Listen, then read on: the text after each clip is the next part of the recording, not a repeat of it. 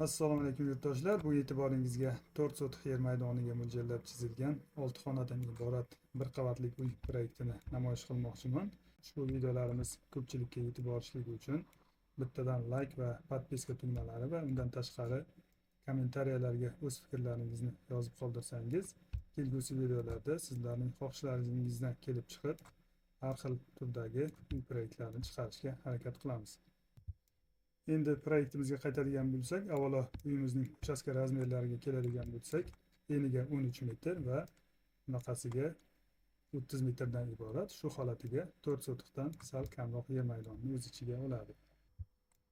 Bu korobka holatida uyimizni ko'cha tomondan qisqacha tushuntiradigan bo'lsak, avvalo mana ko'cha tomondan ko'radigan bo'lsak, mana bu bitta mehmonxonamiz bo'lyapti, ko'cha tomonga qaragan va buning yonida hovlimiz uchun umumiy sanuzel bo'lyapti va mana bu yerda darvozaxonamiz, bitta mashina kiradigan bemalol hisob joylashadi. Va tepadan ko'rsatadigan bo'lsak, tomimizning mana tomimiz krugovoy yopilgan, bu tomonlari bulfoy qilingan, qo'shnilar bo'lganligi uchun va o'rtada bitta zilonli zonamiz va mana bu yerda mana yozgi oshxonamiz va shu yerni o'zidan to'g'ri podvalga ham tushib ketiladi.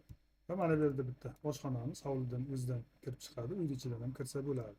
Va buning yonida mana bu ko'rgan bo'lsalaringiz eshik bor. Bu yerdan oilaviy o'tiradigan kundalik xonamiz ham bor. Va shu yerni o'zidan asosiy uyimizga ham o'tib ketiladi. Va uyimizga asosiy kiradigan eshigimiz mana bu yerdan bo'lyapti. 3 ta zina bilan chiqamiz. Chiqqanimizda hol bo'ladi va shu holdan hamma xonalarga o'tiladi. Va bu yerdan bitta bolalar detskiy xonamiz bo'lyapti. Va orqa tomonda ham yo'lak qoldirgan joyimiz bor. Bu yerlarda ham bitta detskiy xonamiz va mana bu ota-onalar uchun spalni bo'lyapti. Shu yerda o'zidan ham orqa hovliga chiqadigan bitta eshik qoldirilgan. Va orqada bitta katyol va kladovka xonamiz bor. Va umumiy olganda mana shunday holatda bo'lyapti. Endi esa uyimizning qisqacha material xarajatlari, dollar hisobida qancha summa ketishi va tomlarni olib 3D da plan ko'rinishini ham ko'rib chiqamiz, ya'ni ham tushunarli bo'lishligi uchun. Avvalo uyimizning plan ko'rinishini ko'rib chiqamiz va birato'la video davomida uyimizga ketadigan material xarajatlari va общий summasini ham aytib o'taman. Tomlarni olib plan ko'rinishini ko'radigan bo'lsak, avvalo mana kimga kerak bo'lsa bemalol mana shunday holatda skrinshot qilib olishlari mumkin. Mana shunday. Endi 3D da tushuntiradigan bo'lsak, mana bu mana darvozaxonamiz bo'lyapti. To'g'ri kiradigan bitta mashina. Bu yerdan aylanib o'tadigan bo'lsak, bu yerda mana zilonli zonamiz va shu yerni o'zidan to'g'ri aylanib bitta mehmonxonaga kiriladi. 3 ta zina bilan mehmonxonaga kiriladi va mana bu yerda ko'rgan bo'lsalaring bitta yuvinish xonachamiz va bundan o'tib sanuzelimiz bo'lyapti. Ko'cha tomondan qaraganda mana bunday fotichkachasi bor. Va bu yerda shu yerda mana o'zida yozgi oshxonamiz bor. Kravat qo'yib bemalol o'tirsa bo'ladi. Va shu yerni o'zidan to'g'ri podvalga ham tushib ketamiz. Mana bu ikkita xonamizning tagi podval bo'ladi, oshxona bilan kundalik xonamiz bo'lyapti. Endi asosiy uylarimizga keladigan bo'lsak, yozgi oshxonadan o'tgandan keyin mana bu yerda mana oshxonamiz bor. Hovliga ham to'g'ri shu yerdan o'zidan chiqib ketamiz. Ovqat pishiradigan, choy ichsa bo'ladigan joy bo'lyapti. Mana bu yerda kattagina razmerlari. Va shu yerni o'zidan to'g'ri choy ichib bo'lgandan keyin oilaviy o'tiradigan divan kreslo qo'yib mana bu yerda televizor ko'rib dam oladigan joyimiz bo'lyapti. Masalan, mana bu yerga televizor qo'yiladigan bo'lsa, mana bu yerda televizor bo'ladigan bo'lsa, mana bu yerga bemalol uglovoy divanlarni joylashtirsa bo'ladi. Oilaviy o'tirsa yoki yaqin mehmonlar kelganda ham bemalol mana bu yerda mehmonlarni kutib olsa bo'ladi. Mana bu yerda stol bo'ladigan bo'lsa, mana shunday holatda o'tirsa bo'ladi. Shu yerni o'zidan to'g'ri mana bu eshigimiz orqali asosiy uyimizning holiga kiramiz. Endi asosiy uyga keladigan bo'lsak, mana asosiy kirish qismimiz mana bu yerdan bo'lyapti. Ya'ni 3 ta zina bilan to'g'ri kiriladi. Kirganimizda mana bu yerda hol bo'lyapti. Shu holdan hamma tomonga o'tamiz. Mana biz bitta detskiy xonamiz, birinchi detskiy xonamiz. Buni maqsadiga qarab xohlasangiz detskiy xona, xohlagan odamlar ota-onalar uchun yotoqxona sifatida ishlatsa ham bo'ladi xonalarimiz. Hovli tomonga qaragan detskiy xonamiz. Va holni o'zida sanuzel qismlarimiz, umumiy sanuzelimiz uyimiz uchun bu yerda mana yuvinishxona, tahoratxonamiz bo'lyapti birinchi kirganda va bundan o'tib to'g'ri hammomga kiramiz. Vanna, dush hammasi shu yerda bo'ladi. Va bu tomonda mana bu eshigimiz bor. Bu yerdan tualetga kiriladi. Bu общий qismimiz. Va holning o'ng tomonda burchagida ikkinchi detskiy xonamiz bo'lyapti. Bu tomonda mana ikkinchi detskiy xonamiz orqa tomonga qaragan derazasi bilan birga. Va uyimizning asosiy spannimiz mana ota-onalar uchun ikkita vaqtli eshikdan to'g'ri kiradigan bo'lsak, spalnimiz bo'ladi. Shu yerning o'zidan orqa hovliga ham chiqib ketsa bo'ladi.